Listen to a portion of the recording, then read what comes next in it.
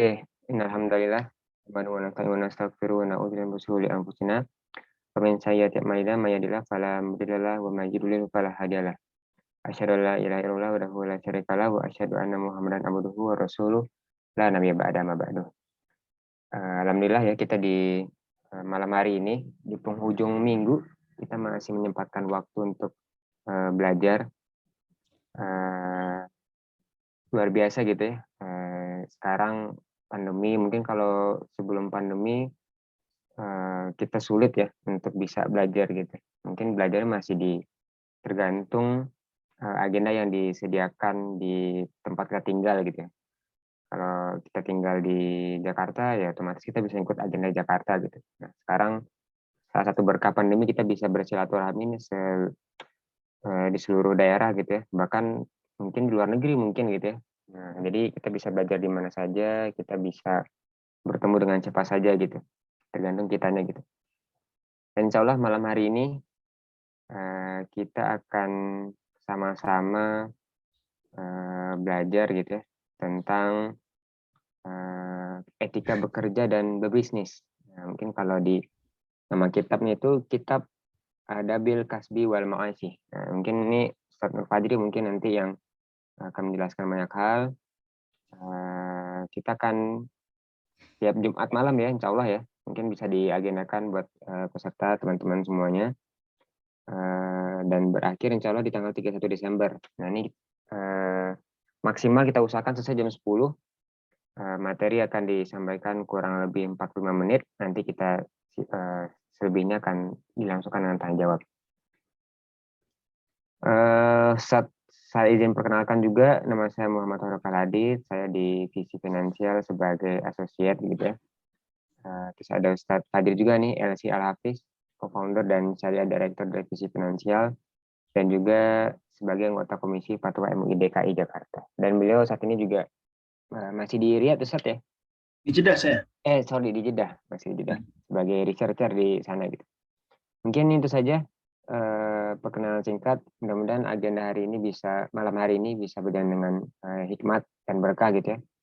Sebelum saya izinkan ke Ustadz hadirin untuk mulai, kita buka terlebih dahulu dengan basmalah dan al-fatihah.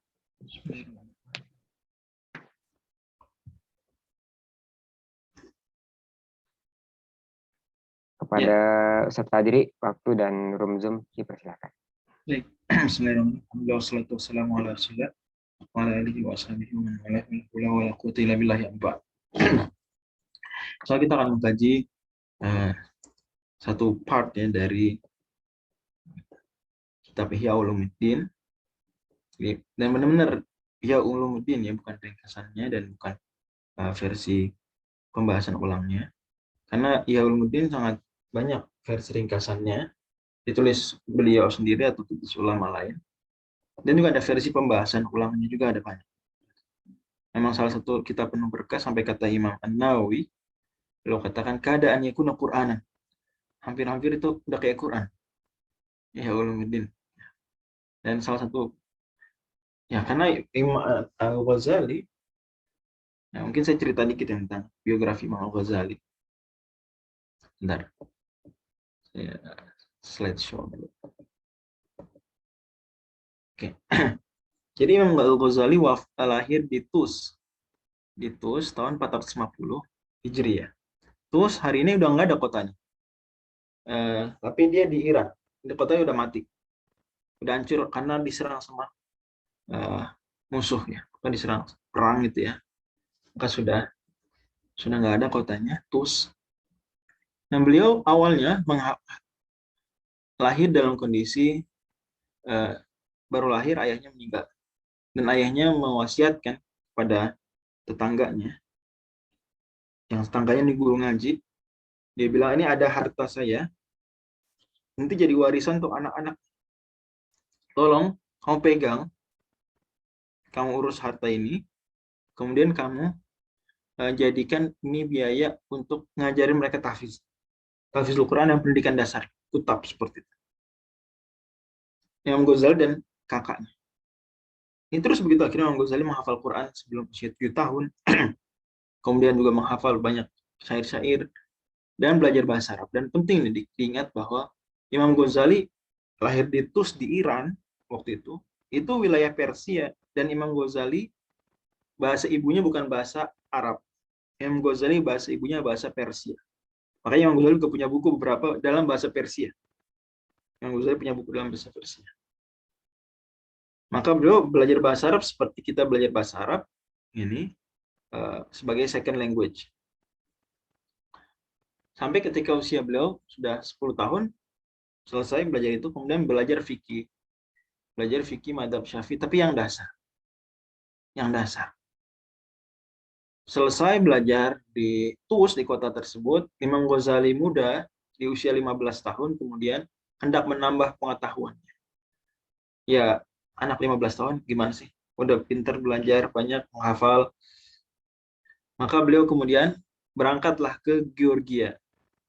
Georgia sekarang 6 negara ya. Bukan Georgia yang di Amerika, bukan negara bagian Georgia, bukan. Tapi Georgia yang di Asia. Tahu ya? Ya dia secara tempat di Asia, tapi secara culture dan banyak organisasi masuknya Eropa ya. Kalau tanding bola juga dia Eropa kan masuknya. Kualifikasi Piala Dunia masuk Eropa. Georgia. Nah, Georgia waktu itu memang wilayah muslim. Hari ini pun muslim banyak bisa. Yang nyaris setengahnya itu muslim. Sampai hari ini bahkan.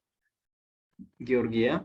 Apalagi waktu itu ya terkenal. Maka kita punya ulama misalnya Al-Jurjani. Al-Jurjani. Kalau ada nama Al-Jurjani itu dari Georgia. Di antara ulama besar dari sana juga Al-Ismaili, ya, Abu Bakar Al-Hafidh Abu Bakar Al-Ismaili yang i'tiqad ashabil hadis. Atau mustakhraj sahih. Imam Ghazali ke sana, kemudian mengaji selama 4 tahun. Ngaji selama 4 tahun. Fikih madhab Syafi'i. Konsentrasinya fikih madhab Syafi'i. Jadi beliau perdalam betul fikih madhab Syafi'i di Georgia. Dan Georgia waktu itu negeri besar Syafi'iyah. Salah satu pusat pengajaran Syafi'iyah terpenting adalah di Georgia waktu itu. Madhab Syafi'i. Bahkan sampai hari ini, wilayah Georgia pun masih madhab Syafi'i. Nya kuat. Ya, termasuk wilayah utara-utara yang seperti Chechnya, ya, itu juga kuat madhab Syafi'i sampai hari ini. Istilahnya Dagestan, Saya pernah ketemu mufti wilayah Tatarstan, salah satu wilayah di situ. Madhabnya memang Syafi'i. Kemudian Imam Al-Ghazali pulang. Jadi itu selama 4 tahun beliau belajar di sana. Kita bisa anggap itu S1 ya. Bisa kita anggap apa? Saya sering bahasakan S1. Jadi S1 jurusan apa? Fikih madhab Syafi'i. Jadi pakar betul jadi. Dan nanti kita akan mengenal sosok Imam Ghazali sebagai titik penting dalam madhab Syafi'i. Rantai nggak andai nggak Imam Ghazali ini, mungkin madhab Syafi'i nggak seperti sekarang. Ya, laulallah tsumma huwa lama yakun madhab Syafi'i. Imam Ghazali pulang 4 tahun belajar. Berapa berarti usia sekarang beliau? Usia beliau sekarang berarti 19 tahun. Belajar. Pulang dari Georgia ke Iran. Bisa bayang peta nggak? Bayangin peta. Georgia ke Iran. Di perjalanan beliau dibegal, dicegat oleh penyamun penjahat. Kemudian karena Imam Ghazali dengan rombongan semua dirampok. Pas giliran Imam Ghazali mau dirampok, Imam Ghazali bilang jangan ambil tas saya. Emang kenapa tas kamu? Ada duit banyak ya? Bukan. Di dalamnya ini ada catatan kuliah saya. Bahasanya gitu. Ada apa?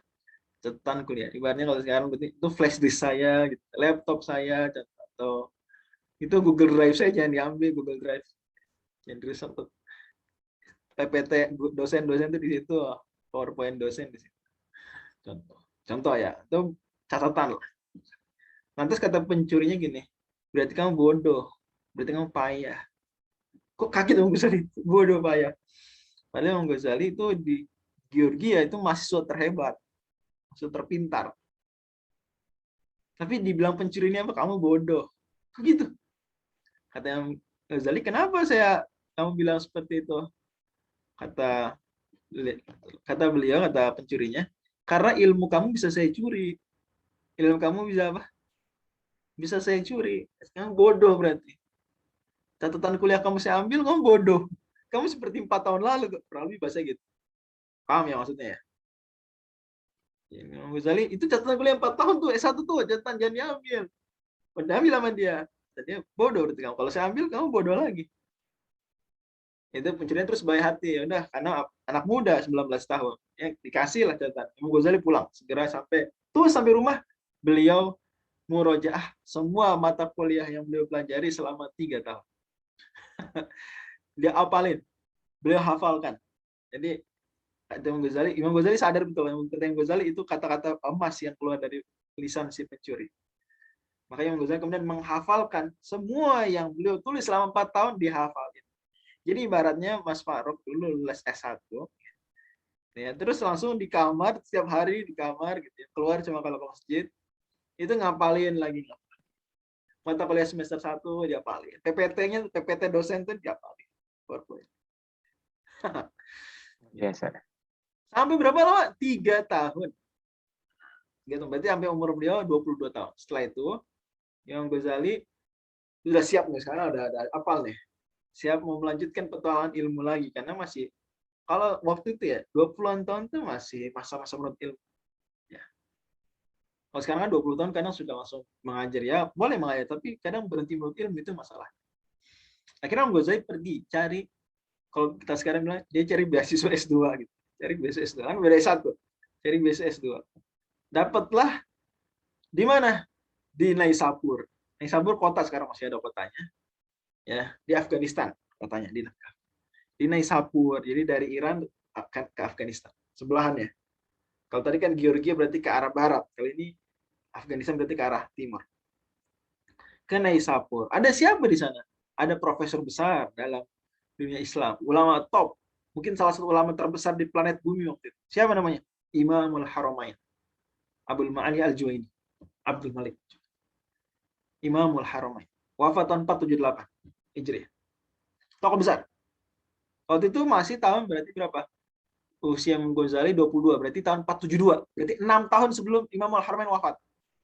6 tahun sebelum Imamul Haramain wafat. Dan Imamul Haramain waktu itu sudah Imamul Haramain.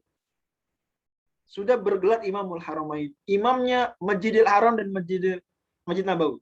Oke, pertanyaan saya. Kok bisa seorang ulama besar tinggalnya di Naisapur, di Afghanistan, gelarnya Imamul Haramain, imamnya Mekah Madinah, kok bisa? Nah, karena sempat beliau masa hidupnya itu dihabiskan mengajar di Masjidil Haram dan Masjid Nabawi. Waktu masa ketika ada fitnah, namanya Fitnatul Karomiyah. Fitnatul Karomiyah itu adalah penangkapan terhadap para ulama Asy'ariyah.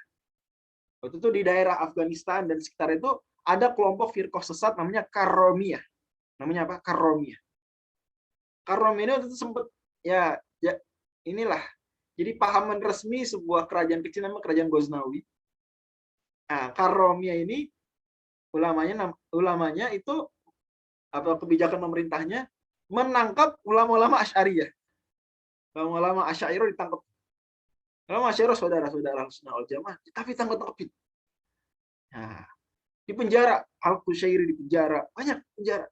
Imamul Haramain lari. Karena beliau ulama besar Asy'ariyah. Lari. Kemana larinya? Ke tempat yang paling aman di planet bumi, yaitu apa? Mekah Madinah. Maka beliau lari ke Mekah. Di sana justru malah diberi kesempatan ngajar karena ketahuan ulama top yang sedang dipersekusi oleh orang-orang di Afghanistan di Kerajaan Ghaznawi waktu itu. Ya, maka diberikan kehormatan ngajar di Masjid Nabawi. Dan itu salah satu sebab pemahaman Asy'ariyah makin menyebar. Salah satu sebabnya karena ulama topnya mengajar di Masjid Nabawi, Masjid Al-Haram. Ya. Terkenal sebagai Imamul Haramain. Kemudian setelah rezimnya sudah berganti di Afghanistan dan sekitarnya, Kerajaan Ghaznawi sudah dikalahkan Kerajaan Saljuk. Saljuk nanti yang pra-Utsmaniyah, Saljuk. Dan Saljuk kemudian justru malah sebaliknya, memberikan kehormatan kepada Ahlus Sunnah wal Jamaah termasuk Asy'ariyah, ya. Sehingga Muhammad disilakan kembali lagi ke Naisapur, bahkan diberikan kehormatan dengan dijadikan kepala sekolah namanya Madrasah Nizamiyah. Madrasah Nizamiyah. Cabang di bagian di mana? Di Naisapur. Beliau profesor, guru besar sekaligus rektor. Jadi Imam Ghazali datang ke sekolah tersebut, universitas lebih tepatnya istilahnya. Mau S2 nih dalam tanda kutip. Belajar dengan Imamul Haramain. Belajar sampai Imamul Haramain wafat, berarti 6 tahun. 6 tahun belajar sampai Imam Haramain wafat. Kemudian Imam Haramain sebelum wafat sudah menunjuk 3 orang murid terbaiknya, salah satunya Imam Ghazali, untuk menjadi pengganti ngajar di situ. Makanya Imam Ghazali ngajar di universitas tersebut, Madrasah Nizamiyah namanya, cabang Naisapur. Karena Madrasah Nizamiyah banyak, pusatnya di Baghdad. Ya, tapi ini kita sedang bicara Naisapur di Afghanistan. Ngajar Imam Ghazali selama 5 tahun. Terkenal karena beliau sangat jenius. Apalagi Imam Haramain ini ya ulama top usul fikih, ulama top ilmu kalam, ilmu akidah, ulama top ilmu fikih. Makanya Imam Ghazali mewarisi 3 ini dari Imam Haramain. Beliau sangat pakar dalam usul fikih, seperti gurunya menulis Al-Burhan, beliau menulis Al-Mustasfa. Sangat pakar dalam fikih, usul fikih tadi. Dalam fikih, gurunya menulis Nihayatul Matlab, beliau menulis Al-Basit, Al-Wasit, Al-Wajiz. Gurunya dalam ilmu kalam, gurunya menulis misalnya Al-Aqidah Nizamiyah dan atau Al-Irsyad, ya, 2 buku ilmu kalam penting ilmu akidah. Imam Al-Ghazali menulis buku-buku top ilmu akidah seperti Al-Iqtisad, Al-I'tiqad, gitu ya, contoh. Seperti Iljamul Awam, ilmu kalam, top, buku-buku top. Imam Ghazali ulama, jadilah Imam Ghazali muda waktu beliau umurnya berarti 22 tambah 6, 28. 28 tambah 5, 33. Berarti 30-an tahun. Usia 30-an tahun udah viral di mana-mana. Karena Imamul Haramain populer, ulama besar dunia. Ini murid terbaiknya. Ya. Jawab lagi kata para ulama, Imam Ghazali itu bisa membuat kata-katanya jauh lebih indah. Imam Ghazali nanti di Ihya Ulumuddin juga kata-kata indah. Bahasa-bahasa sulit, bahasan-bahasan rumit itu indah. Makanya Syekh Ibnu Utsaimin, Syekhul Masyayikhina, kalau menyerahkan beliau, itu bilang, buku favorit beliau dalam usul fikih Al-Mustasfanya Imam Ghazali. Kata beliau, karena bahasanya sangat indah. Karena usul fikih berat. Berkebalikan dengan Al-Burhan, guru kami, Syekh Sulaiman An-Najran bilang, Dr. Sulaiman An-Najran bilang, Al-Burhan itu buku usul fikih yang bahasanya rumit. Memang benar, kita belajar Al-Burhan dengan beliau, rumit bahasanya. Ya bisa dipahami, tapi ya butuh pikir dan butuh level ke bahasa Arab yang tinggi. Tapi Al-Mustasfa enggak, sangat mudah. Itu istimewa, maka sangat viral ibaratnya sekarang ya, kalau seandainya Imam Ghazali punya YouTube itu mungkin subscribernya paling banyak gitu ya, populer. Tapi Imam Ghazali kemudian merasa di puncak popularitasnya di usia 33 tahun, masih cukup muda, 33 tahun. Beliau merasa sudah terlampau populer dan beliau khawatir riya. Maka beliau resign dari ngajar di Universitas Nizamiyah. Resign. Di puncak ketanaran resign, stop ngajar. Terus ngumpet. Orang-orang nggak tahu beliau kemana. Lari, ternyata beliau lari pertama ke Mekah Madinah, kemudian lari ke Masjid Al-Aqsa. Di Masjid Al-Aqsa beliau merenung, mengasihkan diri selama 10 tahun. Selama berapa? 10 tahun. Nah, ngapain? Beribadah, koreksi diri, membersihkan niat, karena beliau merasa waktu itu niatnya sudah tercampur riya, sombong, dan seterusnya. Ya, padahal karya-karya beliau banyak, dan ulama besar banyak yang lahir dari tangan beliau, lulusan beliau, ya, murid-murid beliau. Tapi beliau merasa saya sepertinya tidak ikhlas, maka beliau mengasingkan diri 10 tahun di Masjidil Aqsa. Nah, Ihya Ulumuddin termasuk yang beliau tulis di Masjidil Aqsa. Ihya Ulumuddin. Mungkin itu yang terbesar, karya terbesar beliau yang ditulis di Masjidil Aqsa adalah Ihya Ulumuddin. Nah, terus beliau akhirnya setelah 10 tahun mengasingkan, berarti sampai usia beliau 43 tahun. Karena beliau usianya hidup 55 tahun. Kemudian beliau pulang lagi ke Tus, ya, karena diundang oleh masyarakat, ayo pulang ke kampung. Kemudian di situ beliau menulis buku-buku lain, ya, seperti membantah falasifah dan tahfidzul falasifah, dan banyaklah buku ditulis. Sehingga akhirnya menjelang wafat, kemudian beliau diminta untuk ngajar lagi di kampus yang lama di Naisapur. Akhirnya beliau mau lagi ngajar ke Naisapur, ke Afghanistan. Tapi beliau menjelang wafat kemudian resign lagi dan meninggal di kampung halaman. Alhamdulillah, ini saya mau bilang bahwa Imam Ghazali demikianlah gambaran hidupnya. Lahir tahun 450, wafat tahun 505 Hijriah. Gampang diingat, SOS 505 Hijriah.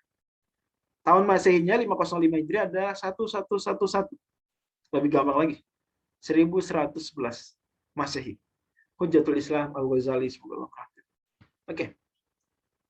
Dan yang akan kita bahas ini judulnya Adabul Kasbi wal Ma'ash. Ini dia adalah salah satu part di Ihya Ulumuddin, di mana adab artinya etika, etika jamak itu hanya adab, saya panjangkan, al-kasbi bekerja, wal ma'ash dan berpenghidupan, bekerja dan berpenghidupan. Jadi Ihya Ulumuddin sederhananya buku yang terdiri dari 4 bagian besar. Ya, bagian pertama bicara tentang rubul ibadat, tentang ibadah. Ya, kemudian yang kedua rubul muamalat, tentang muamalat, nikah, termasuk bekerja. Berarti ada bulkasbi wal ma'ash ada di seperempat yang kedua. Kemudian yang ketiga, seperempat yang ketiga adalah rubul muhlikat, tentang hal-hal yang membinasakan, dosa-dosa, akhlak-akhlak buruk. Kemudian keempat baru rubul munjiat, seperempat tentang hal-hal yang menyelamatkan, akhlak baik, tobat. Oke, kebayang ya petanya. Jadi Ihya Ulumuddin itu memang tadi kata Imam Nawawi, keadaannya pun Quran, hampir jadi Quran. Jadi saking populer orang sering baca, udah kayak orang baca Quran. Ya, di zaman Imam Nawawi, dan ini ngomong Imam Nawawi yang ngomongnya. Imam Nawawi. Memang buku Ihya Ulumuddin tidak lepas dari kritik, wajar. Imam Ghazali bukan orang yang sempurna, setiap buku selain Quran pasti ada kritik. Dan Imam Ghazali kritik terbesarnya memang terhadap Ihya Ulumuddin adalah tentang hadis. Ini Imam Ghazali itu banyak nyantumkan hadis dan riwayat, tapi nggak disebutin itu riwayat siapa. Dan sering yang beliau sebut itu dianggap hadis, ternyata bukan hadis. Atau hadisnya lemah, atau hadisnya palsu, seperti itu tidak jarang. Ya, karena Imam Ghazali akui sendiri, bid'ati fil hadits musjah. Ilmu saya dalam hadis sedikit. Dan Imam Ghazali kalau kita lihat tadi cerita hidupnya, memang tidak ada masa khusus beliau belajar hadis praktis ya. Beliau dari kecil ya ilmu dasar, kemudian fikih, ngambil S1 fikih gitu kalau bahasa tadi saya contohkan. S2-nya S2 usul fikih dan apa? Fikih, usul fikih, ilmu kalam, ilmu akidah. Udah. Kemudian ya sisanya beliau ya ilmu-ilmu yang lain. Makanya ketika pulang ke TUS tadi beliau sempat mempelajari beberapa ilmu ya. Misalnya beliau perdalam 2 tahun ilmu filsafat. Untuk tujuannya membantah falasifah, membantah filsuf. Jadi Imam Ghazali kritikus terbesar Ibnu Sina dan Al-Farabi. Bahkan beliau sampai titik Al-Farabi dan Ibnu Sina itu dianggap menyimpang besar akidah, sangat menyimpang akidah. Dianggap sebagai ditulis oleh beliau di kitab Al-Munqidh. Kritikan besar. Ya, walaupun kritikan beliau nanti dibantah lagi oleh Ibnu Rushd. Tapi beliau sebelum mengkritik belajar dulu ilmu filsafat 2 tahun. Beliau juga perdalam Nah, baru di akhir masa hidup beliau, beliau memperdalam hadis, sehingga terkenalah cerita bahwa Imam Ghazali wafat dalam kondisi memegang Sahih Bukhari di pelukan. Wafat dalam kondisi apa? Memeluk buku hadis Sahih Bukhari. Jadi Imam Ghazali seperti itu orangnya. Mungkin kalau bahasa sekarang Imam Ghazali itu pembelajar yang tiada henti. Habis sudah S3, udah jadi doktor, jadi profesor, ngambil S2 lagi jurusan apa gitu, jurusan let's say jurusan sejarah gitu. S2 lagi jurusan filsafat, tadi kan filsafat. S2 lagi jurusan hadis. Nah, pas lagi S2 jurusan hadis beliau wafat. Kurang lebih gambaran begitu. Ihya Ulumuddin ditulis sebelum beliau memperdalam hadis. Sehingga wajar kalau beliau belum pandai menyeleksi hadis. Tapi tidak perlu khawatir karena ulama-ulama setelahnya ya kemudian ada yang menyempurnakan kekurangan tersebut dengan menambahkan catatan kaki terhadap ihya. Jadi hadis-hadisnya nanti ada catatan kakinya. Lalu dicek oleh pakar hadis besar Al-Hafidz Al-Iraqi. Al-Hafidz Al-Iraqi ya. Itu kemudian membaca catatan kaki. Ini hadis lemah, kasih keterangan lemah. Jadi ketika sekarang pembaca Ihya Ulumuddin hari ini kalau beli di bawahnya sudah ada cetakan dengan catatan kaki dari Al-Hafidz Al-Iraqi, tenang. Dia tahu hadis ini lemah, hadis ini dikeluarkan siapa, hadis ini hadis atau bukan sebetulnya sudah tenang. Nah, tapi memang kritikannya kita tidak bisa pungkiri. Ya, ada kadang-kadang dahsyat. Seperti misalnya di Andalusia, Ihya Ulumuddin dibakar. Di Andalusia, di Spanyol, Ihya Ulumuddin dibakar. Dan memang wajar ya, waktu karena Imam Ghazali dan orang-orang Andalus waktu itu kan adu ya apa ya? Ya kontak pemikiran terkait dengan filsafatnya Ibnu Sina dan Al-Farabi. Beliau anti filsafat Al-Farabi dan Ibnu Sina. Orang-orang Andalus seperti misalnya Ibnu Rushd ya, justru membela Al-Farabi, Ibnu Sina membela Aristoteles.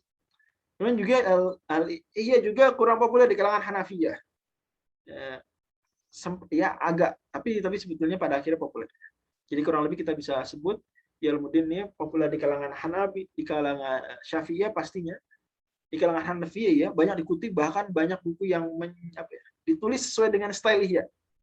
Seperti misalnya Al-Musayyarah. Buku Al-Musayyarah karya Ibnu Humam itu ditulis Dulu bilang sendiri, saya tulis dengan gaya Imam Ghazali. Gitu ya. Jadi ia populer di kalangan Hanafiyah, kalangan Maturidiyah juga. Ya.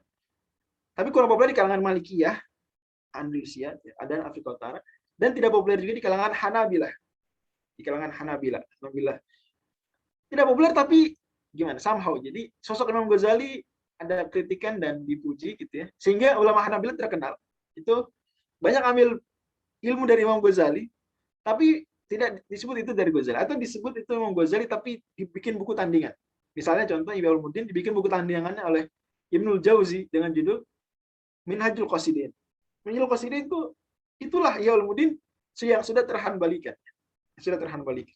Ya karena ulama Hanabilah dianggap ada beberapa yang dikritik dari sisi akidah, dari sisi hadis dan seterusnya dari ya karena perbedaan konsep Hanabilah dan Asy'ari. Kemudian juga Imam Ghazali tadi punya buku Al-Mustasfa kan ya dibikin buku tandingan juga oleh ulama Hanabilah seperti Ibnu Qudamah. Kalau tadi Ibnu Jauzi, karena Ibnu Qudamah berupa Raudhun Nadhir. Jadi itulah kurang lebih gambaran tentang Ilmuddin dan tentang Imam Ghazali, mudah-mudahan bisa memberikan pencerahan ya. Dan mungkin nanti di tengah-tengah pertemuan depan atau pertemuan berikutnya bisa saja kita bicara lebih dalam tentang sosok Imam Ghazali. Dan saya bisa bicara banyak ini terbantu karena salah satu skripsi saya adalah judulnya Muqarnatun Baina Mustasfal Ghazali wa Raudhatil Qudamah, Raudhatil Muwafaq. Itu studi komparasi antara Mustasfanya Imam Ghazali dan Raudhun Nadhirnya Ibnu Qudamah. Dan jadi saya ya dan itu buku yang saya pelajari selama 4 tahun juga apa namanya Mustasfa ya. Dan Ihya Ulumuddin sendiri alhamdulillah saya sudah tamat membacanya sehingga lebih mudah juga ya untuk memahami pola berpikir beliau dan mudah-mudahan kita bisa review bareng buku Ihya Ulumuddin. Oke, kita masuk ya. Pertemuan pertama tidak akan sulit, tidak akan rumit karena masih pembahasan awal di mana Imam Ghazali mengatakan wa dunya ya dar tahap tamahuli walid tirabi wa tasyammuri wal tisabi adalah negeri orang itu apa? Berpikir keras. Negeri orang itu hidupnya tidak stabil. Negeri orang itu tasyamur, bekerja keras, berjuang. Negeri orang itu iktisab, berusaha. Walaysa tasyamur kata beliau, hidup dunia yang tadi berjuang, negeri perjuangan itu, laisa tasyamuru fid dunya maqsurun 'alal ma'adi dunal ma'ash. Tidak semata terbatas ya pada maksuran terbatas pada mencari kehidupan akhirat dan mengabaikan kehidupan dunia. Enggak begitu. Jadi jangan dikira perjuangan di dunia itu hanya perjuangan menyiapkan akhirat. Enggak. Balil ma'asyu dari atun ilal ma'adi wa mu'inun alaihi. Justru ma'ash mencari penghidupan dunia itu adalah sarana menuju ke akhirat. Wa mu'inun alaihi dan yang membantu kita menuju akhirat. Karena contoh misalnya orang supaya bisa bersedekah ya berarti ya duit. Bahkan jangankan bersedekah yang sunnah, untuk bisa yang wajib ya. Sholat dengan baik, puasa dengan baik, kan butuh sesuatu dia bisa hidup. Kalau dia nggak makan, nggak berpenghidupan, mati gimana? Ya berarti nggak lanjut ibadah. Kan begitu. Mu'inun alim bantu. Fadunya mazra'atul akhir. Ini ungkapan terkenal. Ungkapan Imam Ghazali. Imam Ghazali indahkan kata-katanya. Mazra'atul akhir. Dunia adalah sawah menanam untuk akhirat. Wa madrajatun ilaiha dan tangga menujunya. Fadunya mazra'atul akhir. Dunia adalah ibarat sawah bagi akhirat. Kita menanam di dunia dan nanti memanen di akhir. Saya coba berusaha ambil poin-poin terpenting dari buku ini. Saya potong screenshotnya beberapa bagian yang kita harus baca. Sisanya argumen pendukung atau penjelasan saja atau riwayat terkait ya yang saya anggap sudah terwakili riwayat yang lain. Dan saya tidak akan tulis terjemahnya utuh ya, saya tapi simpulkan saja. Misalnya seperti ini tadi saya bilang, berjuang keras itu tidak hanya dalam hidup tidak terbatas pada menyiapkan akhirat, tapi juga menyiapkan bekerja untuk kehidupan dunia. Bahkan kehidupan dunia sebetulnya adalah sarana menuju kehidupan akhirat, ibarat sawah atau bercocok tanam. Kemudian kata Imam Ghazali, wan nasu salah satu manusia ada 3 kelompok. Rojulun, seorang syaghalahu ma'asyuhu an ma'adihi. Orang yang terlalu disibukkan ya oleh pekerjaannya, oleh mencari penghidupan dunianya, terlalu disibukkan sehingga lupa mengabaikan akhirat. fahuwa minal halikin, maka orang ini termasuk orang yang ya binasa. Wa rajulun, dan orang kedua, syaghalahu ma'aduhu an ma'asyihi, tersibukkan dengan akhiratnya sehingga lupa dunianya. Fahuwa minal faizin, orang ini kata Imam Ghazali termasuk orang yang menang. Ya oke, di dunia dia lalai, tapi dia sibuknya dengan akhirat. Tentu tidak termasuk sibuk dengan akhirat kalau malah minta-minta yang haram. Itu berarti menyia-nyiakan akhirat karena melakukan dosa. Minta-minta yang haram itu dosa. Maka tentu yang dimaksud di sini adalah yang disebut faizin oleh beliau yang dia nggak minta-minta. Atau minta-mintanya hukumnya tidak halal, tidak haram. Tapi ala-kulli Imam Ghazali tidak rekomendasikan. Kata beliau wal aqrabu ila al-i'tidali, dan yang mendekati hidup moderat adalah huwa tsalitsul ladzi syaghalahu ma'asyu li ma'adi. Masyaallah, kata-kata beda ya. Kalau tadi syaghalahu ma'asyu an. Jadi pakai apa? An. Dari. Kalau ini syaghalahu ma'asyu li ma'adi. Bayangkan dua huruf penting. Kalau tadi kerjaannya menyibukkan dia dari akhirat. Kalau ini enggak, kerjaannya menyibukkan dia untuk akhirat. Jadi dia sibuk bekerja demi akhirat. Fahuwa minal muqtasidin, maka orang ini termasuk orang yang memang betul-betul pertengahan. Dan memang tadi saya sudah bilang, ya dia tidak lepas dari kritikan. Mungkin teman-teman kayak ngelihat kenapa itu pertengahan ya, kenapa nggak itu jadi yang the best ya. Nah, ya itu pendapat Imam Ghazali. Jadi Imam Ghazali berpendapat seperti ini. Oke. Nah ini tadi yang saya sebut, manusia dalam hal kehidupan ada 3 golongan. Orang yang terlalu sibuk. Nah, kata Imam Ghazali, untuk menjadi sosok yang ideal tadi ya, dalam menyeimbangkan dunia akhirat, biar dia syaghalahu ma'asyu li ma'adihi, maka seorang wajib belajar. Itulah kata beliau, kemudian saya bawakan pembahasan berikut, dan insya Allah kita belajar selama 2 bulan hal-hal ini. Insya Allah. Kata beliau, walan yanala rutbatal iqtisadi man lam yulazim fi talabil ma'isyati man hajas sadad. Kaidah itu indah kan kata-katanya? Kayak sajak. Walan yanala rutbatal iqtisadi man lam yulazim fi talabil ma'isyati man hajas sadadi. Dan tidak akan mencapai derajat moderat tadi orang yang tidak sungguh-sungguh selalu bekerja dengan apa? Manhajas sadat, dengan metode yang benar. Walan yantahi do man talaba dunya wasilatan il akhirati wa dzari'atan ma lam yata'addab fi talabiha bi adabi syariat. Walan yantahi do, dan tidak akan orang itu naik bangkit man talaba dunya, orang yang mencari dunia sebagai wasilah pada akhirat dan sarana menujunya, wa dzari'ah malam yata'addab fi talabiha bi adabi syariah. Sejak lagi. Selama dia belum beretika, beradab dengan adab-adab yang syar'i saat mencari. Itu tadi kita bilang, untuk menjadi sosok ideal dalam menyeimbangkan dunia dan akhirat, seorang wajib belajar, wajib beradab. Al-babul awal, bab pertama, dan ini pertemuan kita hari ini sampai sini saja. Sampai bab pertama nanti saya ulas. Fi fadlil kasbi wal hathi alaihi. Keutamaan bekerja dan motivasi untuk bekerja. Mungkin bab ini agak aneh buat orang zaman sekarang, karena orang zaman sekarang nggak usah dikasih kayak gini udah semangat bekerja. Tapi itu sangat wajar. Ya, malah kira akan ada sih orang-orang yang begitu juga zaman sekarang. Orang-orang yang memandang pekerjaan tuh sebaiknya jangan dilakukan, itu bertentangan dengan kesolehan dan seterusnya. Di zaman Imam Ghazali itu berhadapan dengan apa yang diistilahkan gulatus sufiyah. Ini atau gulatul mutasawwifin, sufi yang ekstrim. Ya, sufi yang ekstrim. Imam Ghazali hadapi itu di Damas, di Syam ya, di Palestina, di Al-Quds. Semoga Allah bebaskan dari Yahudi. Beliau menghadapi itu, sehingga di Ihya Ulumuddin beliau sering sebetulnya melakukan kritik terhadap keekstriman sebagian oknum sufi. Makanya terkenal pada akhirnya Imam Ghazali sendiri menjadi tokoh yang pionir dalam bidang sufi yang moderat. Sufi yang moderat, tasawuf yang moderat.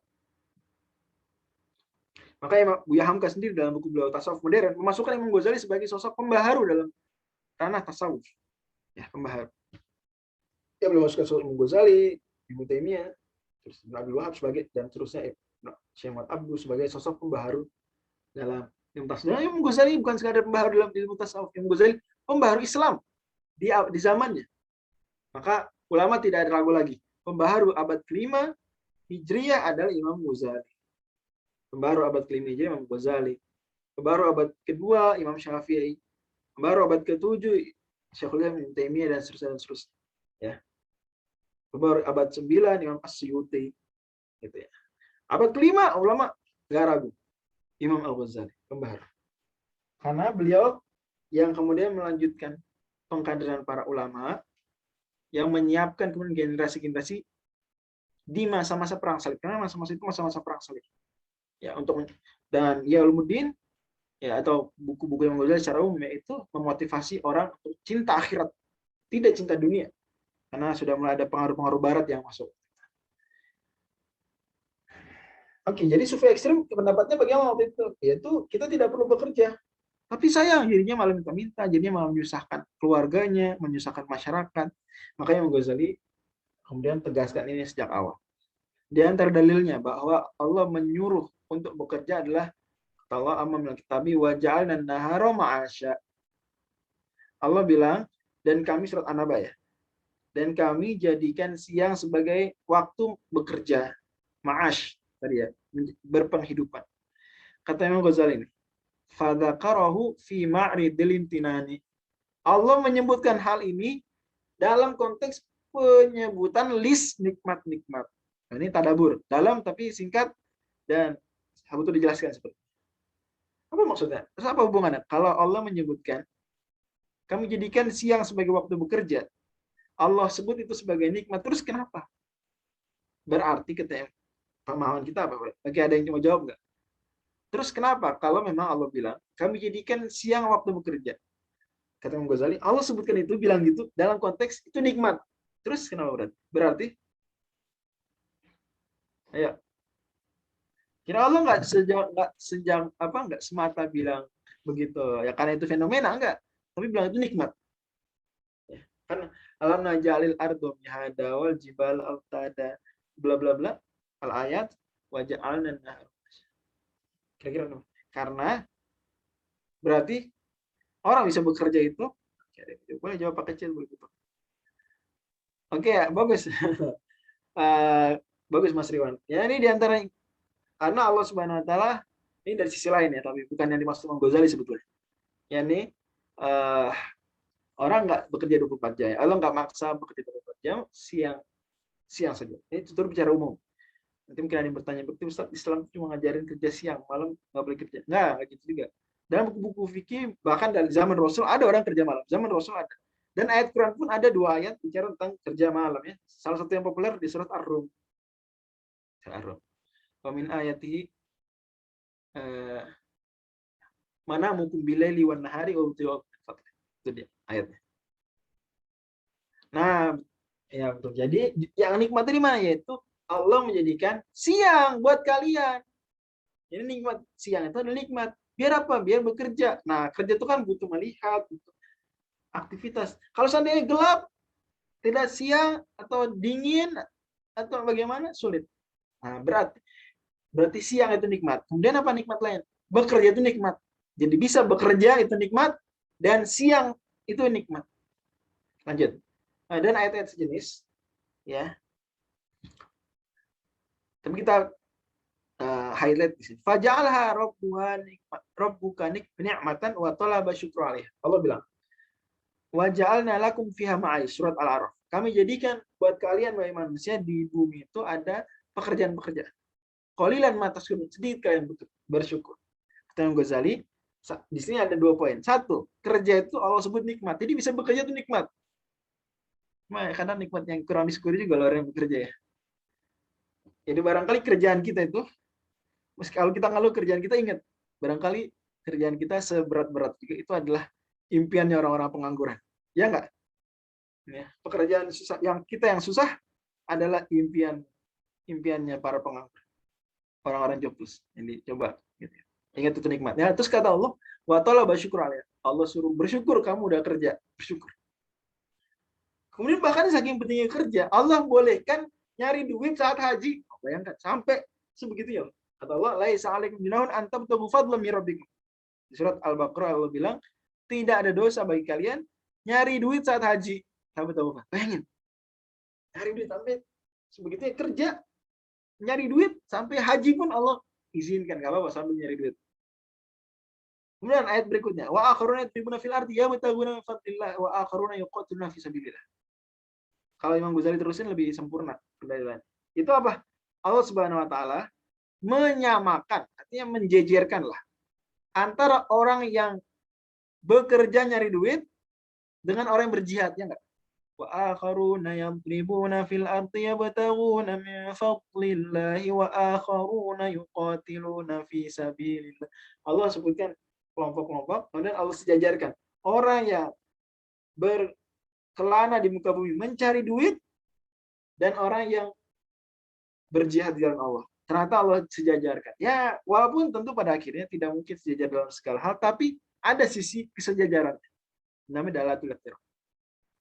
Juga Allah Subhanahu wa taala bilang di surat Al-Jumu'ah, ya, fantashiru fil ardi wa bertebaran kalian di muka bumi dan carilah rezeki Allah. Oke. Adapun hadis maka banyak, bisa hadis ya yang berbunyi minaz dzunubi dzunubun la yukaffiru illa al-hammu fi talabil ma'isyah. Ada dosa yang tidak bisa dihapus kecuali dengan tekad dan kegalauan. Ham di sini bisa artinya tekad, bisa artinya kegalauan, kegundahan. Ya. Kegalauan dalam mencari uang, dalam mencari penghidupan. Kenapa? Karena di antara yang menggugurkan dosa adalah kegalauan. Nah, tapi galau yang bagaimana yang menggugurkan dosa? Gak semua galau, dan galaunya juga bertingkat-tingkat. Tapi ternyata galau, tergantung dosanya, tergantung kegalauannya bagaimana. Ternyata kata Rasul, ada dosa yang saking dahsyatnya, itu galau nyari duit lah itu yang bisa menghapus. Gitu ya. Jadi kalau kita bingung, ya Allah, gimana nih? Aduh, harus bayar uang sekolah anak. Contoh. Aduh, harus siapin nikah. Bayar gedung. Ah, itu terus kerja lebih kuat lagi, gimana ya, dipikir-pikir. Itu ngapusin dosa. Itu tekad dia dan kegalauan dia menghapus dosa. Masya Allah. Masya Allah.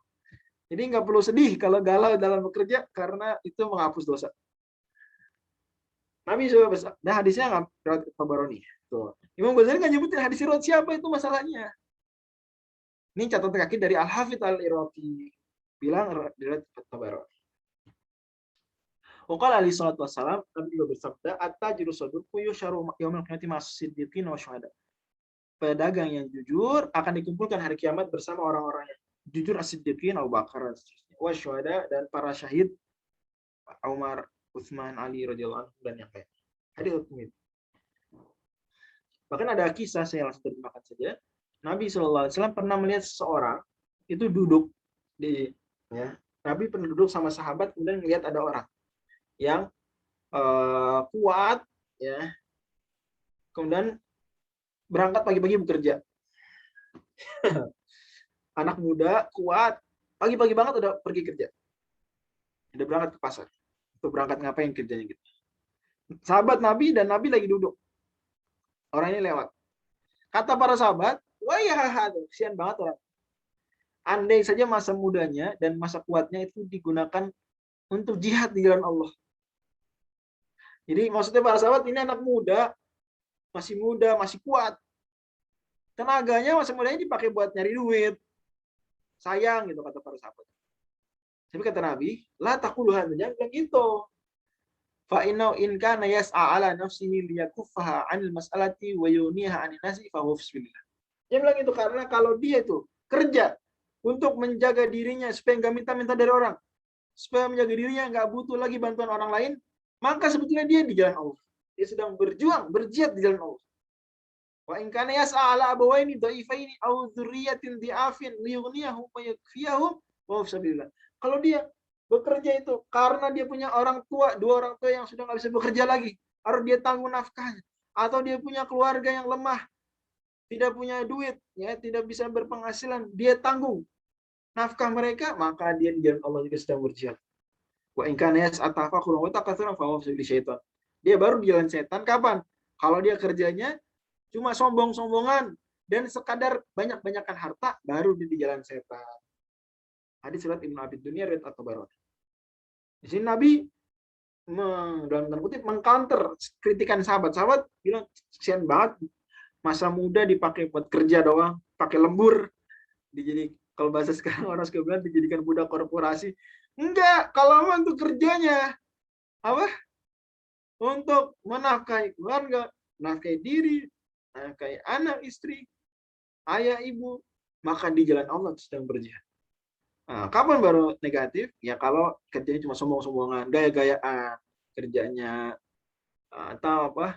Gengsi. Dan ada bagus saya kemarin baca penelitian ternyata banyak orang yang kerja di mana wilayah-wilayah yang basah gitu ya kalau di Indonesia. Kalau Mas Riwan segitiga ekonomi Indonesia, Senayan, Kuningan, apa satu lagi? Mas Sudirman. Tamrin, SCBD. Senayan, apa tuh SCBD itu panjangnya? Coba SCBD tapi itu Senayan City. apa? Senayan City Business District. Oh, bisnis listriknya. Pokoknya itulah ada segitiga ekonomi itu. Nah, ada baru berita saya baru baca. Itu ternyata banyak di antara mereka yang apa ya? Kena korban tren, kena korban gengsi gitu. Jadi sebenarnya penghasilan nggak sebegitu banyak. Ya artinya kan dia spektrum dong. Kan nggak semua orang di sana gajinya sama kan? Ada spektrum lah. Tapi kan tempat makannya di sana ya harganya menyesuaikan ya.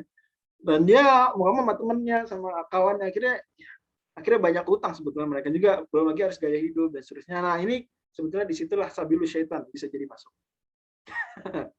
Oke.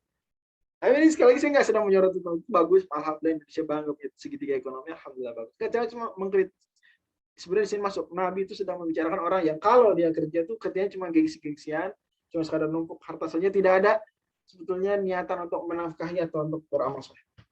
Itu poinnya. Kemudian terkait kerjanya juga Nabi SAW bilang alaikum bitijarati fa inna fiha tis'ata asyar rizqi. Kalian hendaknya berdagang karena di dalamnya ada 9/10 rezeki.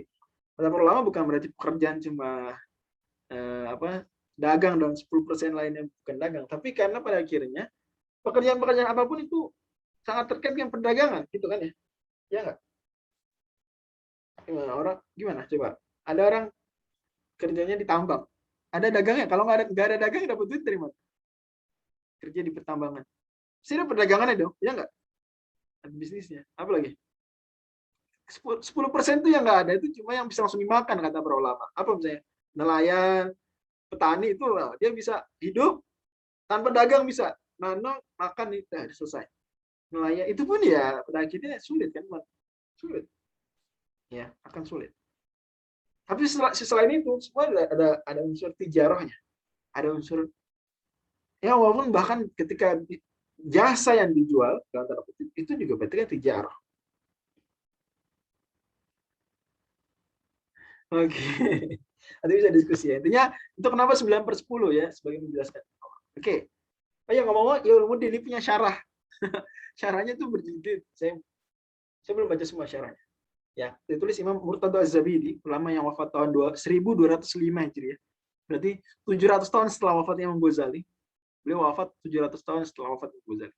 Imam Murtada Az-Zabidi, ulama Hanafi, ulama Maturidi. Juga beliau menulis buku Ithafus Sadatil Muttaqin. Itu saya rujuk untuk terkait pembahasan kita ini, saya rujuk. Tapi saya nggak tampilkan di penjelasannya dari situ. Atau tadi tambahannya dari slide buku. Oke, Nabi juga bersabda, Allah suka ya, seorang hamba itu berlelah-lelah ya, bekerja supaya tidak butuh manusia, dan Allah tidak suka seorang hamba yang dia belajar ilmu syar'i cuma sekadar untuk dibisniskan. Ini juga kritikan ya. Imam Ghazali juga mengkritik sebagian ahli ilmu di zaman beliau yang kadang tidak tanpa sadar yaitu mengkomersilkan ilmu syar'i tanpa sadar dalam konteks yang negatif. Dan saya sudah bilang sebetulnya ke panitia ini uang yang dimasukkan ke ya untuk membayar itu untuk komitmen saja, tapi nggak saya ambil sama sekali. Ya, itu buat dakwah visi finansial operasional atau untuk sekaligus komitmen ya. Karena katanya kalau digratisin Ustaz nanti nggak komitmen, ya udahlah biarin. Tapi nggak buat saya. Saya insya Allah berusaha mengamalkan apa yang disebutkan Imam Ghazali dan para ulama, walaupun tidak haram. Ya tidak haram kalau ada pengajian, ada dauro, whatever, ada kelas terkait keislaman ya, untuk kelas Quran tahsin bahkan berbayar itu nggak haram. Ya menurut 3 mazhab at least. Menurut mazhab Maliki, Syafi'i, Hanbali tidak haram. Nah, itu pendapat yang benar, tapi ya pada akhirnya semua ulama sepakat kalau tidak diambil, tidak mengambil bayaran jauh lebih afdal. Oke. Baru ya Isa alaihissalam ro'a rojulan faqala. Nah, ini riwayat dari Nabi Isa. Ya. Para ulama jadi juga mengumpulkan riwayat dari Nabi Isa juga. Ini dari Alkitab, di masa riwayat. Nabi Isa melihat seorang, kemudian lagi ngapain gitu. Kata Nabi Isa, "Ma tasnau, kamu lagi ngapain?" Faqala ata'abbadu, aku lagi ibadah doang. Jadi Nabi Isa ngeliat dia ibadah, kamu ngapain sih? Kamu kerja ibadah terus. Kata Nabi Isa, siapa yang ngasih makan kamu? Man ya uluka? Qala akhi, kata ya, saudara saya yang nyari duit. Saya ibadah aja. Saudara saya makan dari duitnya saudara saya. Kata Nabi Isa, aku ka a'badu minka. Saudaramu tuh lebih ahli ibadah daripada kamu. Ya, dan banyak ya sebetulnya.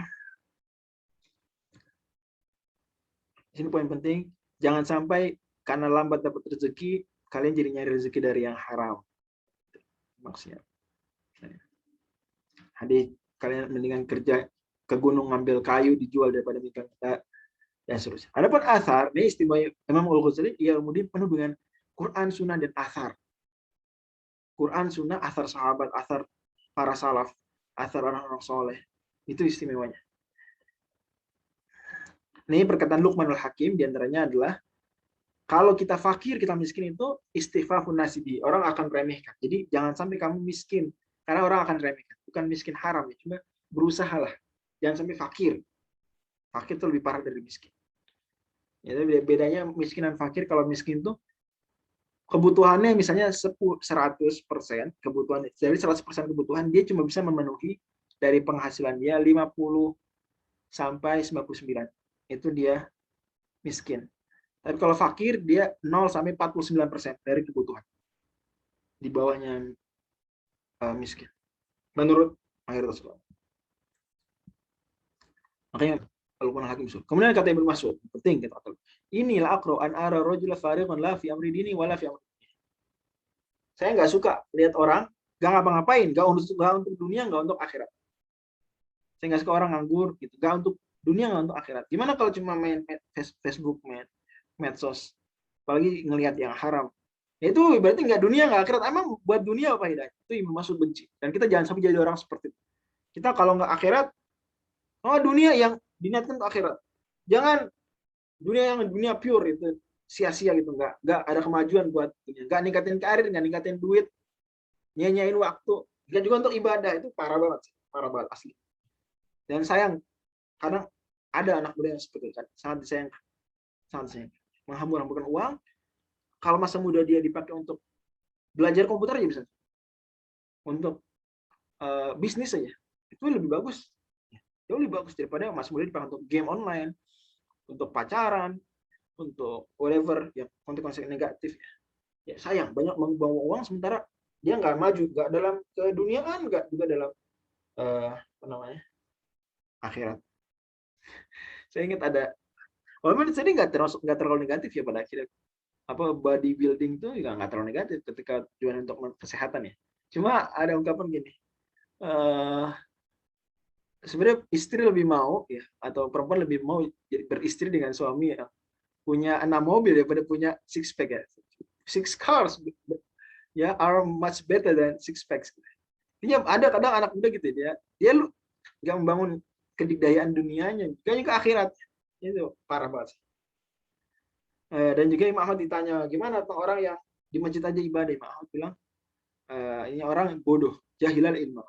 Kalau ada orang di masjid aja nggak perlu ibadah, nggak perlu nyari duit, nanti rezeki datang sendiri. Ini orang, buktinya para sahabat semua kerja, Nabi pun bekerja. Seperti itu.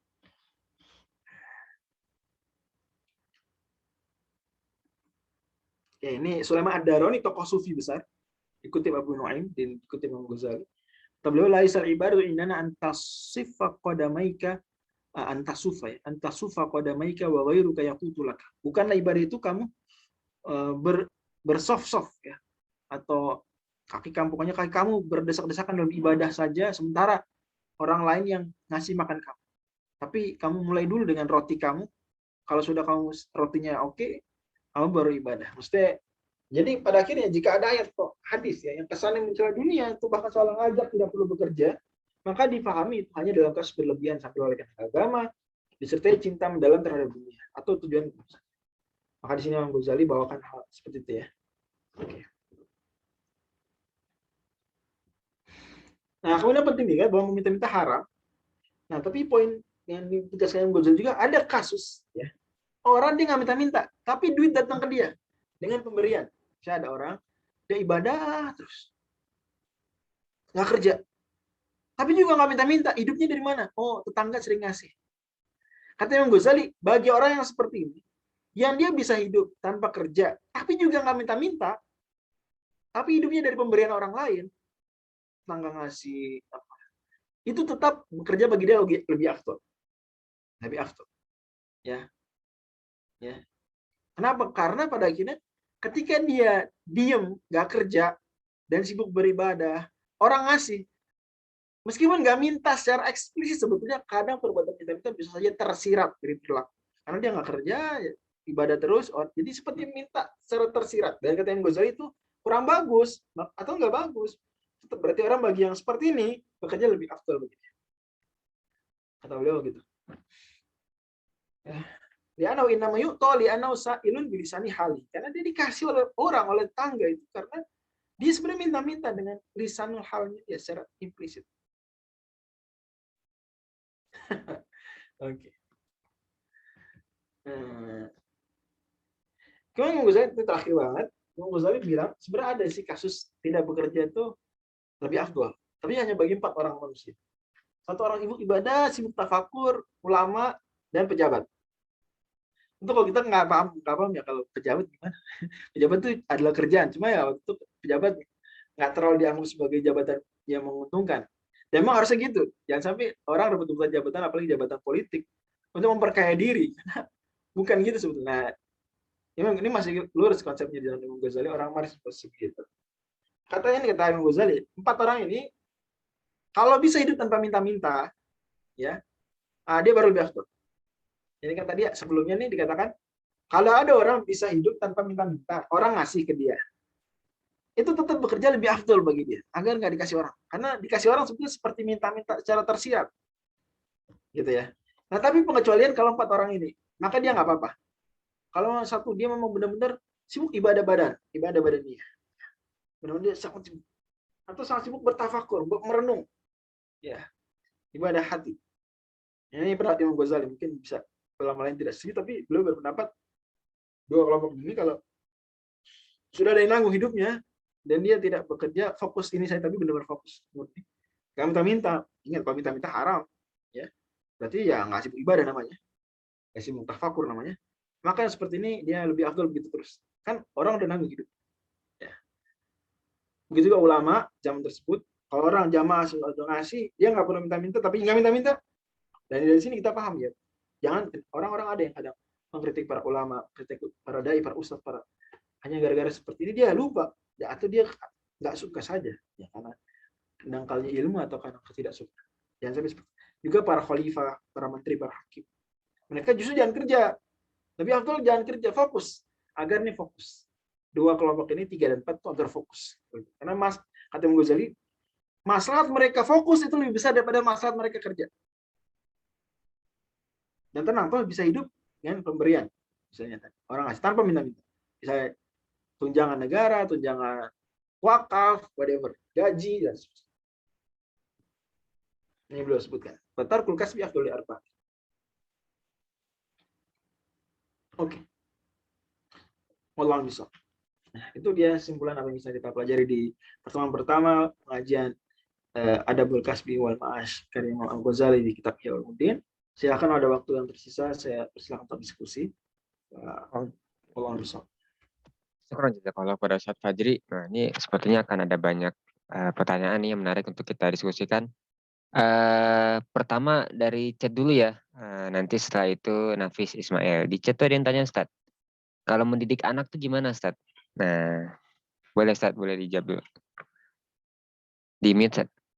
Ibu mendidik anak gimana? Coba, saya belum begitu paham nih. Nah, boleh mungkin di on cam. Mas Riwan, coba ke Pak Riwan.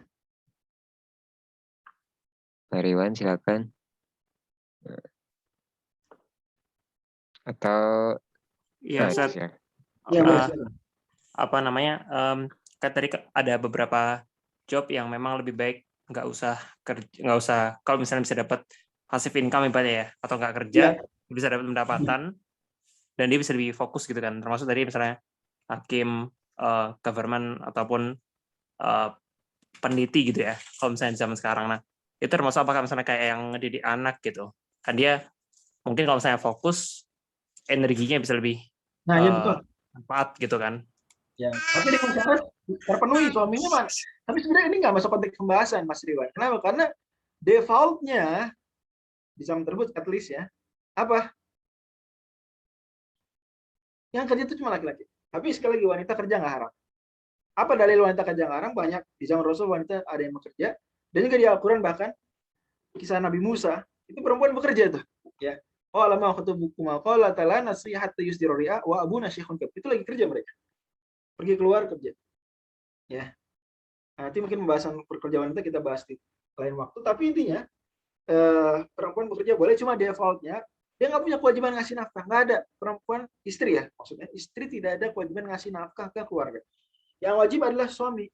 Kalau istri mau melakukan itu sukarela, ya tambahin silakan. Tapi tadi ya penting kalau dianalogikan ke apa yang disebutkan Ghazali barusan, berarti fokus dia didik anak jauh lebih utama daripada dia disambi untuk kerja. Ya, berarti di sini tugas suami, berarti tugas suami harus kerja lebih ekstra. Dan memang tolong para suami kita, siapa laki-laki di sini, saya hadir banyak laki-laki, alhamdulillah kita nih semua berusaha menyiapkan ya membangun karir yang bisa mencukupi keluarga. Ya, biar istri kita fokus apa? Fokus mendidik anak. Coba kita bangun karir ya. Dari sekarang, dari masih muda. Gak usah nunggu tenang nanti saya kayaknya tuh. Jangan. Kalau bisa sejak awal nikah tidak ada ceritanya istri sambil kerja. Kalau bisa, tidak wajib. Kalau bisa, oke? Kalau bisa. Oke, itu berusaha seperti itu. Ya, terima kasih Ustaz Raji. Ini pertanyaannya banyak ya Ustaz. Ya. Dari Nafis boleh? Yang mau angkat tangan boleh. Ya, ini ada yang resen, ada dari Nafis Ismail. Boleh silakan. Setelah itu nanti Pak Amin Abdullah. Silakan Nafis.